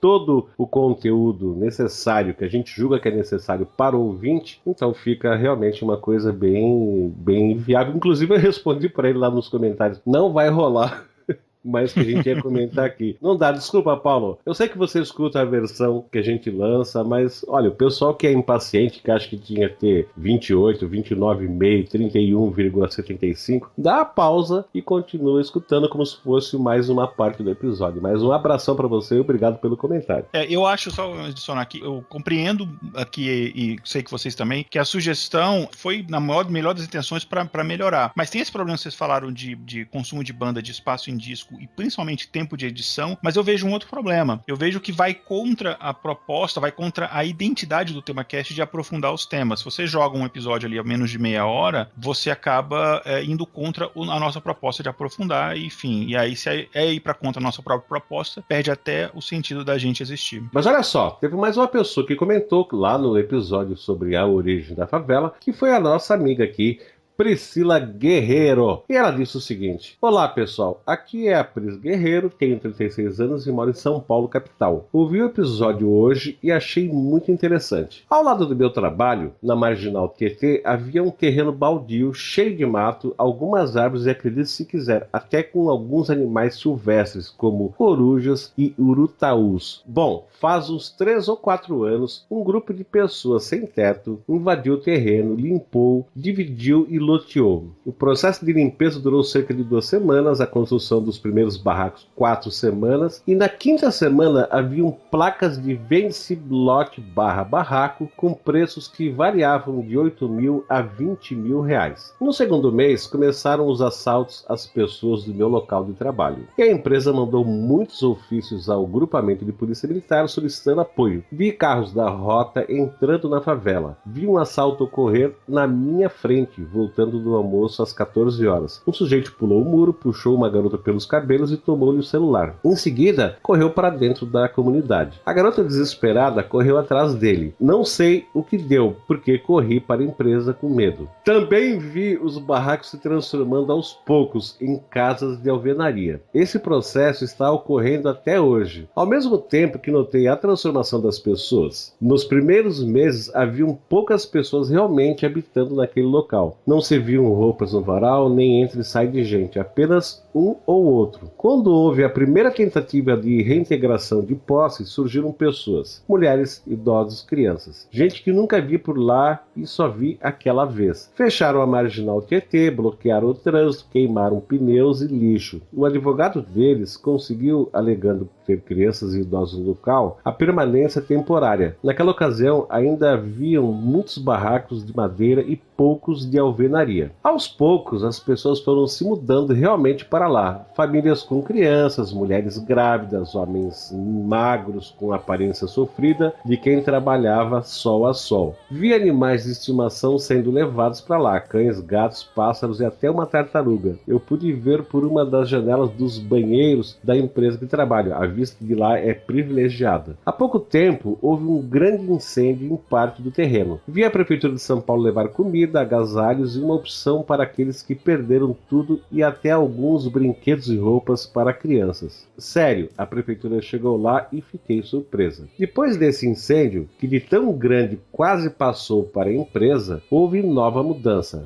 Hoje estão fazendo casinhas de alvenaria onde eram os barracos que queimaram. Há muito lixo na frente da favela. Passo pelo esgoto deles todos os dias e por isso comprei botas para me proteger, porque conheço os riscos de hepatite e outras doenças que vêm pela água contaminada. Mas isso parece não incomodar as crianças que pisam ali descalças, brincando com uma bola improvisada ou até correr atrás de pipas. Tenho medo de assaltos. Eles ainda acontecem, mas não marco bobeira, passo rápido e não mostrando celular ou pertences de valor. Procuro passar nos horários mais cheios de gente passando para me proteger. Se vejo algum morador, procuro cumprimentá-lo. A maioria ali são trabalhadores como eu, mas que apenas moram ali porque não tem opção.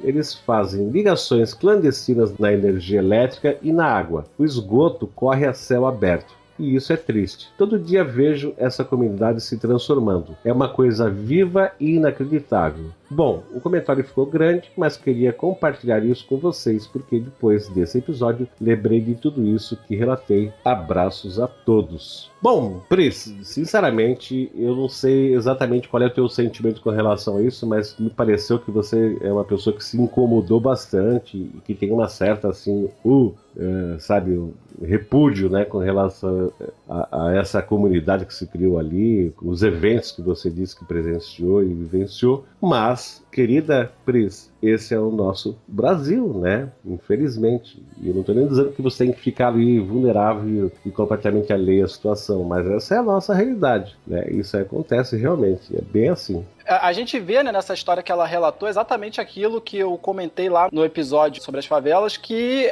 é justamente o Estado que permite esse tipo de coisa acontecer, né? Porque no começo, que seria mais fácil de resolver o problema, o Estado não interviu, não foi lá ver de onde estavam vindo essas pessoas, por que elas estavam se estabelecendo ali. Se caso elas fossem se estabelecer ali, ter algum tipo de organização para que elas se estabelecessem ali de forma organizada. Então é essa ausência do Estado, que na minha opinião é até mesmo proposital, que deixa surgir esse tipo de situação, né, que acaba sendo ruim para todo mundo. Não, e tem um ponto a mais a acrescentar, né, o Jorge, que é assim, ó, eles não fazem nada para que a coisa seja feita de forma organizada, mas eles não pensam duas vezes para socorrer de forma maquiada essas comunidades, porque é um bom momento para eles fazerem uma politicagem, para dizer, olha, nós estamos aqui para ajudar, mas na verdade a manutenção desse estado de vida dessas pessoas é muito interessante para eles. Tem que ter pessoas nessas condições que é para eles ir lá dar umas migalhinhas de vez em quando para poder fazer campanha eleitoral. Ou,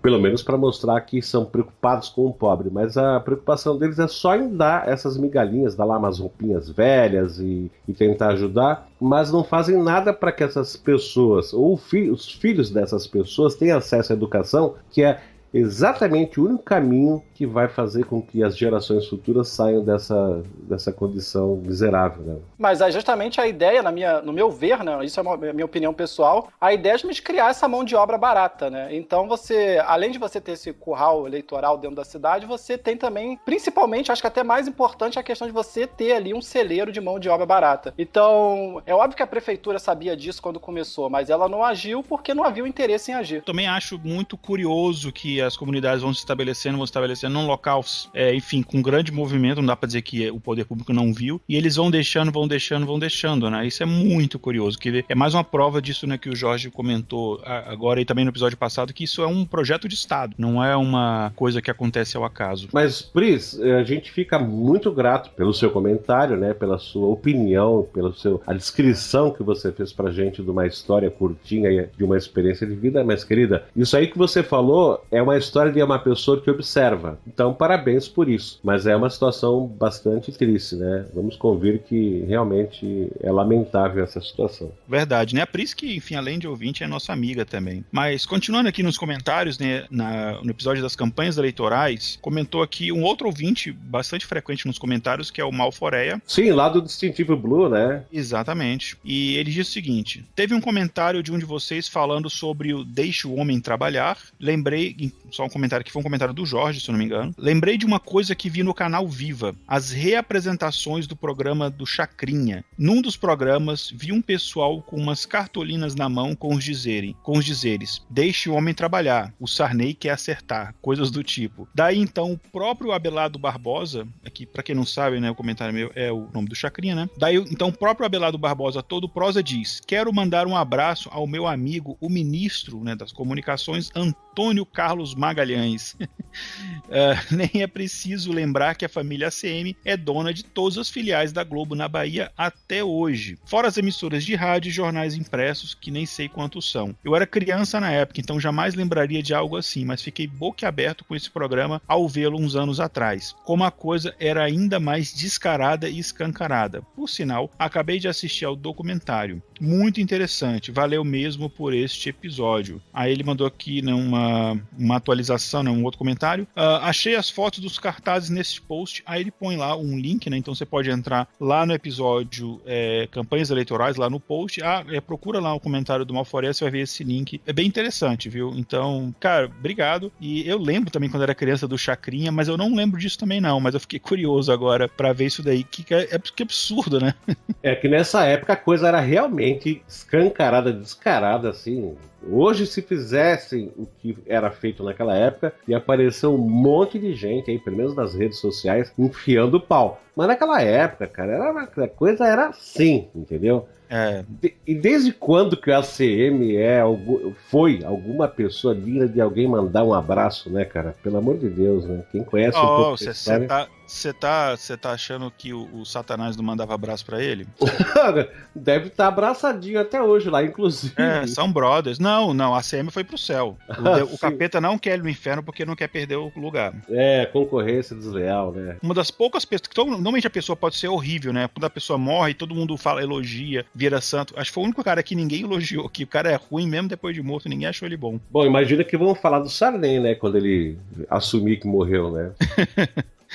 Quando tornar oficial, né? Só comentando aqui rapidamente sobre a ACM, né? Até o ACM Neto tenta desvincular a imagem dele do avô, né? Então você vê que o cara era ruim mesmo. Mas mudando agora aqui, né, de assunto e passando pro próximo comentário, que foi do Roberto Falcão sobre a Revolução Constitucionalista de 1932, né? Ele escreveu o seguinte, né? Oi, pessoal, meu nome é Roberto, tenho 30 anos, sou advogado de formação, mas trabalho como coordenador de logística, longa história, Conheci o TemaCast há alguns meses e estou fazendo um intensivão, principalmente nos episódios referentes à história do Brasil. Creio que pouco se fala habitualmente e estou adorando me aprofundar. Uma pergunta sobre este episódio. Vocês comentaram que Getúlio Vargas habilmente conseguiu reverter os outros estados aliados de São Paulo. Mas como especificamente ele fez isso? Fiquei muito curioso porque, para tirar todo mundo do páreo, só no gogó o cara teria que ser o maior orador do mundo. Maior que todos os generais existentes, inclusive. O que exatamente ele fez ou falou? Temos ciência disso? Ele juntou minimamente provas que falassem que São Paulo queria se separar do resto do Brasil depois disso? Inclusive, pouco falaram também dessa intenção dos paulistas. Era real ou só de uma parte dos revoltosos? Obrigado pela atenção e parabéns pelo podcast. Já os recomendei para os amigos. Então, muita gente diz que no Brasil as coisas acontecem mais por ausência do que por intenção, né? Eu acho que essa questão do não apoio a São Paulo foi uma dessas coisas que aconteceu na história do Brasil, né? Porque os presidentes dos estados de Minas Gerais e do Rio Grande do Sul, né, que era o Olegário Maciel em Minas Gerais e o Flores da Cunha no Rio Grande do Sul, eles haviam, né, eram o principal apoio de São Paulo, né, até pela proximidade ali, pelo apoio estratégico que eles dariam na invasão do Distrito Federal, no Rio de Janeiro, mas uma série de coisas levaram com que eles não cumprissem com essa palavra, né? Um dos motivos, né, principais foi que a revolta foi antecipada. Ela originalmente estava marcada para o dia 14 de julho, né, na queda da Bastilha, lá na França, mas ela foi deflagrada em 9 de julho de 32, então pegou o pessoal meio de surpresa, assim, o pessoal ainda estava discutindo se apoiava, se não apoiava, e quando os paulistas começaram a revolução antes do combinado, isso acabou fazendo com que as pessoas optassem por continuar apoiando o que seria, digamos, o legalismo, né? O poder que já estava constituído. Olha, Jorge, só fazendo uma parte aqui, eu acho que foi uma trairagem, né? Tanto do pessoal aqui do Rio Grande do Sul, quanto do pessoal de Minas. Eu acho que no caso de Minas é porque todo mundo era galo lá, cara. Sim, calma, Francisco. Vou comentar sobre isso. Então... o Olegário Maciel, principalmente, né, ele tinha muito rabo preso com o Getúlio Vargas. Ele foi o único presidente de Estado, né, o presidente do Estado de Minas Gerais, ele foi o único a permanecer no poder depois da Revolução de 1930. Como a gente viu lá no episódio, depois que o Getúlio Vargas chegou no poder, ele tirou todos os presidentes dos estados, exceto de Minas, e colocou interventores. Então, o Olegário, ele estava numa situação meio complicada, né, porque ele tinha permanecido no poder com o apoio do Getúlio, e havia muitas conspirações ocorrendo dentro de Minas e fora de Minas para tirá-lo do poder. O próprio Oswaldo Aranha, que era gaúcho, ele já tinha tentado depor o Olegário em 1931. E o Venceslau Braz e o Arthur Bernardes, que já tinham sido presidentes do Brasil e presidentes de Minas Gerais, eles estavam ali também confabulando com os paulistas paralelamente ao Olegário, e ele viu essa aproximação dos paulistas com os dois rivais deles dentro do estado de Minas Gerais como uma ameaça ao seu poder. Então, no final das contas, havia toda uma rede de intrigas, de fofoca. O Olegário aparentemente ficou na dúvida se os paulistas iam apoiá-lo ou iam apoiar os seus rivais. E no final das contas ele falou, bom, em time que tá ganhando não se mexe, vou continuar apoiando o Getúlio. E no caso do Rio Grande do Sul, o estado ficou completamente dividido. Teve várias cidades que apoiaram os paulistas. Quando começou a Revolução em São Paulo, o pessoal saiu para apoiar os paulistas, mas não foi todo mundo, foram algumas cidades. Posso até citar aqui o nome das cidades que apoiaram os paulistas. Caçapava do Sul, Vacaria, Lagoa Vermelha, Pelotas, Cerro Alegre e São Cepé, Encantado e Lajeado. Essas cidades as pessoas pegaram armas para participar da Revolução Constitucionalista. Só que, como não foram todas as cidades do Rio Grande do Sul e como o próprio presidente do estado, né, o Flores da Cunha, acabou, no final das contas, desistindo de apoiar, esses gaúchos que se levantaram em favor de São Paulo acabaram sendo neutralizados, né? O que levou o Lindolfo Collor, né, que foi o ministro do Trabalho do... Avô do Fernando Collor, avô materno do Fernando Collor, né? Pai da mãe dele, levou ele a dizer a seguinte frase, ele fez a seguinte declaração acusando Flores da Cunha de traição: foi na terra que tem lealdade por emblema e erige o cumprimento da palavra empenhada no mais elementar dos deveres de honra, foi no Rio Grande do Sul que o crime se consumou, o Rio Grande faltou a sua palavra. Então, havia uma fragmentação muito grande do poder estadual no Rio Grande do Sul, que é uma característica do Rio Grande do Sul, o poder ser muito dividido, o estado ele é meio fragmentado nesse sentido. E no final, como o próprio presidente não apoiava, a galera que apoiava foi neutralizada e, como o Francisco falou, e o próprio Collor concordou com ele, realmente foi isso. Chegou no final, o pessoal falou, a gente tem mais a ganhar ficando com Getúlio e dane-se o que a gente falou pra São Paulo. Tá, mas tu não ia explicar por que o pessoal lá de Minas, lá, os torcedores do Galo... Não, essa eu vou deixar pro Igor explicar. Não, explica aí, Igor.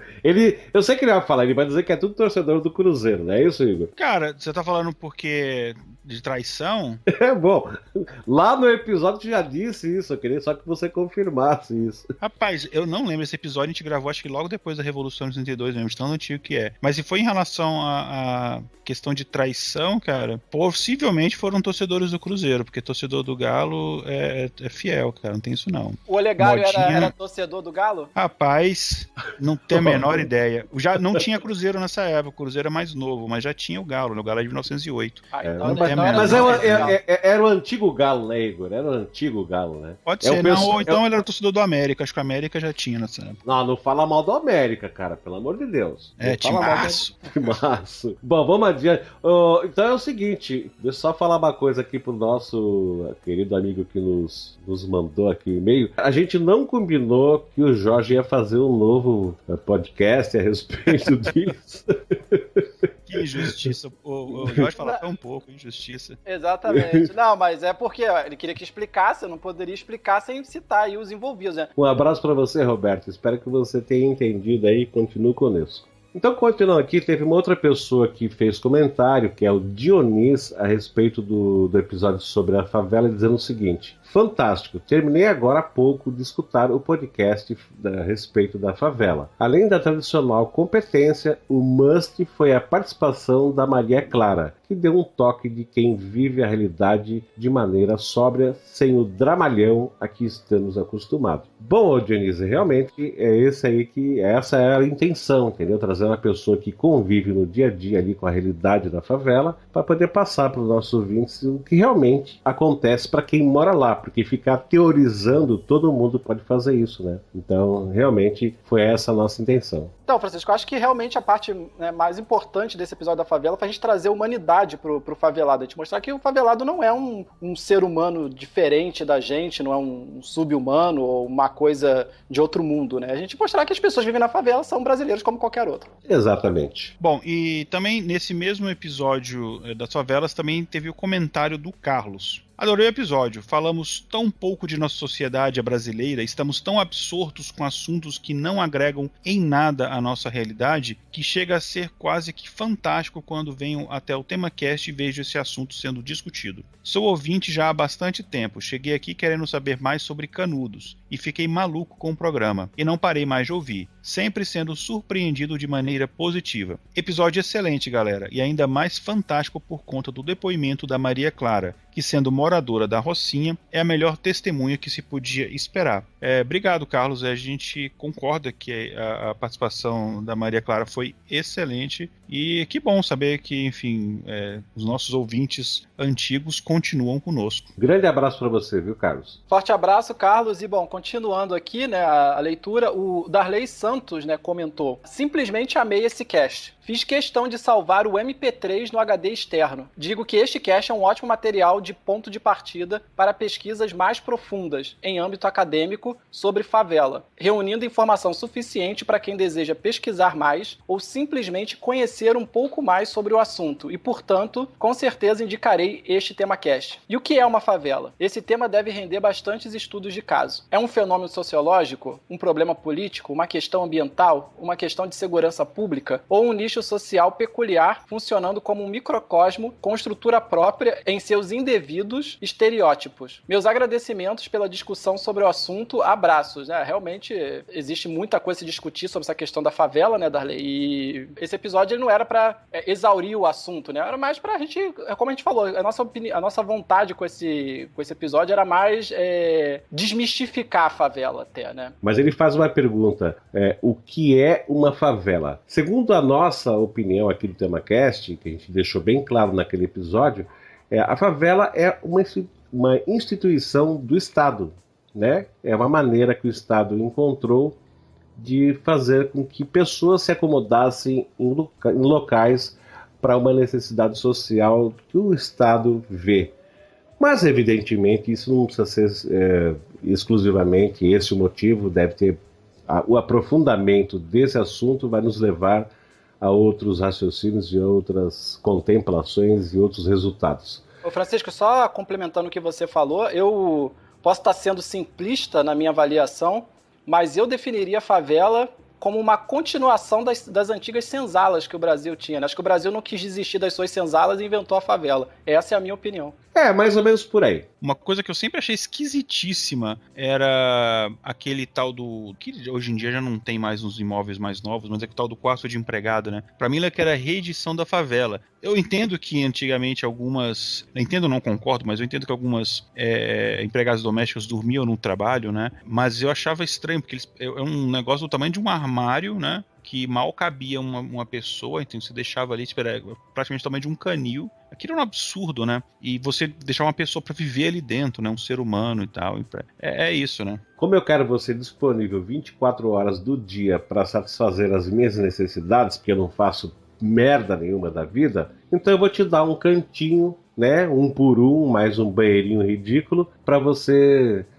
ficar perto. Não é porque eu gosto de você, mas é porque eu preciso de você e eu pago pouco. Pra mim é isso mesmo que o Igor falou, entendeu? A favela, tem essa favela que é o pessoal no morro, o pessoal sei lá onde, no lugar onde não tem estrutura, não tem saneamento, não tem educação, não tem tudo que deve ter, mas tem essa versão, né, onde você praticamente, entre aspas, enclausura uma pessoa num pequeno espaço para que ela esteja ali para quando você estalar o dedo. Bom, mas seguindo adiante, teve mais um comentário, que foi dessa vez o Mitsuo, que escreveu o seguinte: um dos melhores episódios do TemaCast, muito bom e esclarecedor. Um de vocês citou a possibilidade de fazer um episódio explicando o sistema político brasileiro. Claro que ele está se referindo lá ao episódio sobre as campanhas eleitorais, tá? É uma excelente ideia, é uma utilidade pública. Parabéns. Parabéns para você, Mitsu, por comentar aqui conosco e dar a sua sugestão. A gente anotou e assim que possível a gente vai fazer alguma coisa assim, com certeza. O sistema político brasileiro é um assunto bem interessante. Ele pode até não ser interessante, mas é um assunto bem necessário. E teve também um comentário do Fábio. Debateu-se no podcast aspectos sociológicos e políticos da sociedade carioca contemporânea, mas eu vim justamente pelo título, Origem das Favelas, o qual não deu nem 5 minutos do episódio.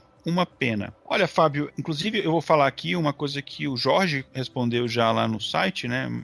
Que esse é um primeiro episódio e aí a gente deu um enfoque realmente maior na Rocinha, porque é um tipo de favela, é um tipo de ocupação, digamos assim, de comunidade, mas a gente sabe que existem outros tipos, até por questões geográficas e culturais no Brasil, e haverão outros episódios que a gente vai abordar outros tipos e tal. Mas o enfoque realmente foi maior na Rocinha, até para aproveitar o fato de que a gente tinha uma convidada com o local de fala ideal para falar sobre essa comunidade. Exatamente, olha só, a gente, muito embora a gente tenha falado no total do episódio, falar da origem da favela não ocupou uma grande porcentagem, a gente disse exatamente qual foi a origem das favelas. Então, assim, se a gente fosse parar nisso, o episódio teria, sei lá, 10 minutos. Então a gente aproveitou para dar um plus para os nossos ouvintes e falamos da Rocinha, assim como iremos falar de outras favelas, entendeu? Então, foi essa a questão. Com relação ao teu comentário, Fábio, é uma pena. Bom, e só para concluir, né, o que vocês falaram, a gente também focou na Rocinha porque a Rocinha ela é emblemática para as favelas, né? Eu me arriscaria a dizer que a Rocinha é a favela mais famosa do mundo. E como a gente tinha uma moradora da Rocinha que, né, concordou em participar do cast, então a gente decidiu focar nessa comunidade específica. A gente não tinha tempo para falar de todas as comunidades que tem no Brasil e a gente pretende eventualmente abordar esse tema em outros contextos, né? Mas enfim, dando prosseguimento aqui, né, e falando agora sobre um comentário sobre o episódio da Guerra do Paraguai, foi a vez do Juliano Loyola, né? E ele comentou o seguinte: ainda estou tentando absorver toda a informação transmitida ao longo desses 3 episódios sobre a Guerra do Paraguai. Parabéns ao TemaCast pelo trabalho de pesquisa, pois acredito que deve ter sido bem exaustivo. Abraços, né? E como isso foi comentado também lá no episódio, como fui eu que fiz o trabalho de pesquisa, realmente foi exaustivo, né? Eu já tinha lido bastante coisa sobre a Guerra do Paraguai, mas evidentemente eu não lembrava aquelas coisas todas de cabeça, então eu tive que pegar lá os meus livros, principalmente o livro do Dorati que eu usei como referência, reler tudo. Isso me consumiu aí uns 6 meses, só para preparar a pauta, fora o trabalho que teve de edição, gravação, etc, né? Mas obrigado pelos elogios, Juliano, e é isso aí. É isso aí, Juliano, um grande abraço e estamos aí para produzir conteúdos para as pessoas que admiram o nosso trabalho. Bom, gente, então vamos agora para a leitura de e-mails, não é mesmo? E claro, como sempre, quem começa a fazer a leitura de e-mails? Ele, Igor Alcântara. Vai lá, querido. Vamos lá, e tem um e-mail aqui do Diogo Alves de Souza, né? E o assunto do e-mail era maratona. Atendendo os pedidos do Jorge, né? Ele mandou a ficha completa, né? O Diogo, ele tem 30 anos, é professor de História do Rio de Janeiro. Bom dia, boa tarde, boa noite, senhores do TemaCast. Entre em contato para informá-los e responsabilizar os senhores por terem me viciado no conteúdo desenvolvido pelos mesmos. Estou fazendo maratona que comecei quase que inconscientemente, tal como faço com as séries da Netflix. Enfim, elogios foram feitos, espero ansioso por mais biografias, tais como os nossos imperadores, presidentes ou mesmo celebridades influentes no Brasil e no mundo. Força e paz no desenvolvimento deste projeto maravilhoso que é o TemaCast. Será que eu conto pra ele que os próximos 2 episódios vão ser biografias? Vai ser Wesley Safadão e Inês Brasil? Cara, por que foi falar isso? Queimou cara? aí as pautas futuras, né? Porra, Poxa. Tu tá ficando assim, não dá pra confiar. Pois é. Mas, Diogo, obrigado. E realmente, biografia é um assunto bem bacana. A gente vai voltar a fazer em breve, com certeza. Exatamente. Um grande abraço pra você, viu, Diogo? E fica aí com a gente que vai ter mais, cara. Bom, escreveu pra gente também, né, o Marcos Novak, né? Ele é de São Bernardo do Campo, São Paulo. Boa noite, amigos. Primeiramente, adoro o podcast de vocês. É sempre muito agradável de ouvir. Como o termo fascista tem sido esbravejado pelas ruas ultimamente, busquei entender essa forma de governo e gostaria de sugerir para vocês um episódio sobre o assunto para ajudar a todos a entender suas características e história. Claro que para evitarmos cair novamente nessa armadilha, mesmo que disfarçada, né? Grande abraço. E esse, inclusive, é o segundo e-mail, né, que a gente recebeu recentemente, pedindo pra gente explicar o que é comunismo, socialismo, fascismo, mas é verdade que hoje tá na moda aí o pessoal soltar frases com esses termos sem saber muito bem o que tá falando. Eu acho que quase 100% das pessoas te chama de fascista. Normalmente, quando você não concorda com elas, você é basicamente um fascista. Mas se você chegar para ele falar o que é um fascista, a pessoa não sabe explicar. E a gente não vai dizer agora o que é, porque a gente vai guardar isso pro episódio. Exatamente. Pois é, e só um comentário aqui, essa confusão, né? Hoje eu li um comentário que eu queria muito ter deslido, mas não deu, de uma pessoa falando que o nazismo era de esquerda porque a bandeira era vermelha. Olha só. E tem socialismo no nome, não esqueça disso. E era Partido dos Trabalhadores Alemães. Olha aí. Pois é. Né? Mas é uma confusão, né, cara? Porque todos os países que são comunistas ou vai para esse lado, tem democrático, né? República Democrática. Enfim, né? Então, o PSDB é social-democrata, né? Exato.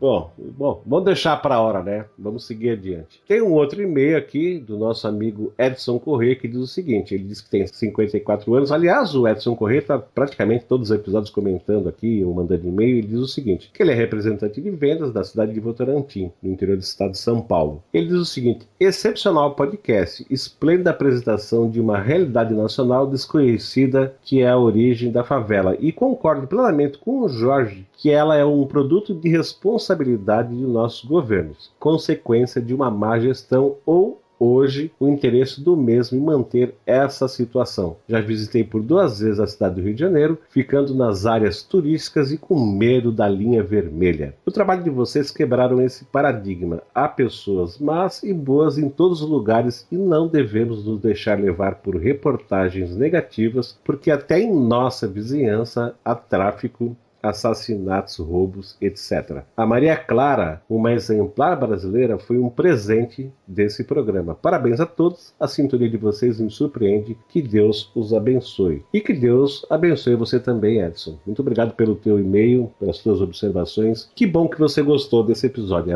O objetivo da gente era esse mesmo. Vou ler aqui o e-mail do Rafael Puerto. Olá, amigos da equipe TemaCast, Francisco, Igor e Jorge. Um tema que gera muita curiosidade entre as pessoas e pode ser considerada para lá de misterioso é a maçonaria. Um TemaCast contando a história desta fraternidade, onde começou sua influência na história dos Estados Unidos, as lendas, verdades, mitos e afins. Um dos livros de ficção do Dan Brown, chamado O Símbolo Perdido, fala sobre o assunto, misturando ficção com fatos da história. Lembrando que não faço parte dela, apenas tenho curiosidade no assunto. Um abraço, Rafael. Só temos que agradecer aí pelo teu e-mail, que agradecer por fazer essa sugestão e dizer que a gente já tem planos para isso, tá, Rafael? Então, deixo aqui um grande abraço para você, cara. Bom, e também nos escreveu, né, um colega meu engenheiro em mecatrônica, o Raul Sérgio, 39 anos, de Barueri, São Paulo, né? Parabéns, Francisco, Igor e os outros pelo podcast. Vocês não são somente um dos melhores podcasts, como uma das melhores mídias de informação. São um ícone do dia do podcast. Quanto ao episódio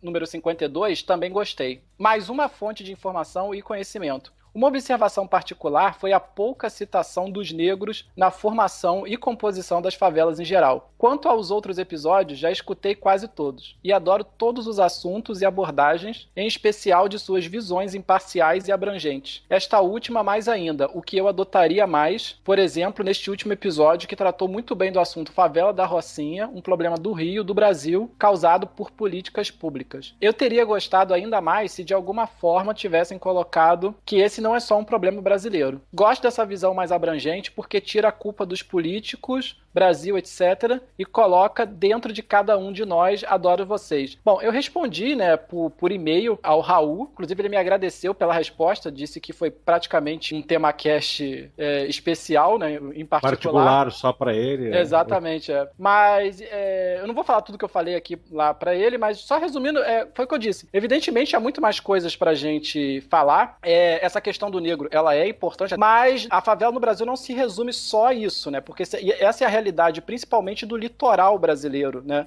Quando a gente vai para o centro-oeste, vai pro norte do país e a gente vai pro sul, às vezes você tem outras configurações de favela, né? Curitiba, por exemplo, as favelas de Curitiba são quase que 100% brancas. São pessoas brancas na favela de Curitiba. As maiores favelas de pessoas brancas no Brasil estão em Curitiba. E no centro-oeste e no norte prevalece a componente indígena. E tem a ver com toda essa política indigenista fracassada brasileira, né? Que matou mais indígenas, certamente, do que todo o período colonial junto, né? Então, assim, a gente não quis entrar nesses detalhes, porque como o Igor citou, como o Francisco já falou e eu também já falei, eventualmente a gente pode falar de outras favelas em outros contextos e explicar um pouco melhor a característica de cada uma delas, né? A gente focou no Rio porque como o termo favela surgiu no Rio, a gente falou mais das favelas do Rio. Mas sim, realmente dá para ser mais abrangente, mas como você viu lá, só a gente falando da favela da Rocinha, basicamente, já consumiu um episódio inteiro, né? Então, para não ser efêmero, misturar realidades muito diferentes, a gente preferiu dividir isso, fragmentar isso em futuros episódios. Muito bem, pessoal, e teve mais um e-mail que diz o seguinte: boa noite, Francisco Seixas e Igor Alcântara. Passando por aqui para parabenizá-los pelo trabalho magistral que vocês fazem. O podcast é simplesmente fantástico e não somente pela qualidade das informações selecionadas, mas também porque se nota claramente que é feito com extremo carinho e dedicação. Destaca aqui os episódios da Guerra do Paraguai e o episódio da Belle Époque, que parece ter saído direto daqueles tempos áureos para os nossos ouvidos. Vida longa ao cast. Observação: sou deficiente visual e por isso peço desculpas se há erros de grafia no presente e-mail. É a primeira vez que comento num podcast e tinha que ser no de vocês. Quando perdi a visão, fiquei muito triste e, de certa forma, o TemaCast me ajudou e ainda ajuda a ter acesso à informação de qualidade, algo que eu pensei que tinha ficado fora do meu alcance. E aí então a gente respondeu para ele, eu disse para ele que a gente ia ler o e-mail dele no próximo episódio, não sei o quê, e ele mandou um segundo e-mail que diz o seguinte: muito grato pelo contato e pela boa notícia, será uma honra ter meu e-mail lido por vocês. Como não esperava por isso, nem me apresentei direito. Aqui vai então. Sou do Rio Grande do Norte, casado e com 2 filhos. Descobri seu podcast em julho passado e desde então fiquei viciado no bom conteúdo. Fiz uma maratona e agora estou em dia e ansioso pelos próximos casts. Já indiquei o cast para alguns estudantes que farão Enem nesse ano e tenho certeza que, se seguirem minha recomendação, terão um excelente desempenho, pois o conteúdo de vocês não deixa nada a desejar ao que é lecionado nas melhores escolas do país. Mesmo que vocês sempre digam que não são um podcast de história, não ficam devendo em nada aos melhores professores com quem já tive a honra de estudar. A didática e a facilidade de traduzir temas complexos é incomparável. A segurança com que o Igor discorre sobre tudo que é tema, eu poucas vezes vi. Cara, a equipe toda é nota 10. Um grande abraço e até o próximo cast. Olha, até o próximo cast, cara. Muito obrigado pelo teu e-mail. Eu fiquei muito tocado, fiquei muito feliz em saber que a gente consegue produzir um episódio que atinge pessoas como você, que se declara ser deficiente visual. Então, poxa, o que eu vou dizer mais? Foi a nossa recompensa, né? Receber um e-mail desse. Realmente foi bem compensador. Muito obrigado e obrigado pela citação. Enfim, é que esse feedback assim dos ouvintes é muito importante mesmo pra gente. Ele acabou me escrevendo, né? Se desculpando por não ter me citado, né? Sei lá, e aí eu só comentar aqui que eu não fiquei chateado, né, até porque as pessoas me conhecem menos e até escrevi pra ele. É porque na verdade eu tinha escrito pra ele, porque eu fiquei muito emocionado também com o e-mail dele, né, pela história que ele contou e tudo. E eu escrevi só dizendo que é esse tipo de recompensa que a gente tá buscando aqui no TemaCast, e depois ele acabou se desculpando comigo, dizendo, poxa, eu não falei de você e tal, mas não tem problema, eu entendi o que você quis dizer e realmente o mérito aqui é de todo mundo e a ideia, eu entendi a ideia que você quis passar, cara. Realmente foi um grande presente receber o seu e-mail. Só um comentário, quando os primeiros episódios que eu gravei com o TemaCast, o pessoal falava Francisco.